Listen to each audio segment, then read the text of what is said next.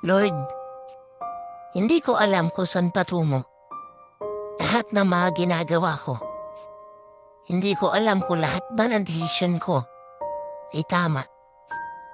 Hindi ko alam kung ano mangyayari sa mga susunod na araw. Pero isa lang ang alam ko. Kakapit pa rin ako sa tamang panahon na ibibigay mo. Sobrang hirap ng mga pinagdadaanan ko. Pero aasa pa rin ako na maging maayos ang lahat. Hindi ko alam kung kanino ako lalapit sa mga panahon na parehong pagod ng isip at katawan ko. Kaya bigyan niyo pa sana ako ng lakas ng loob para magpatuloy sa pinagdadaanan ko.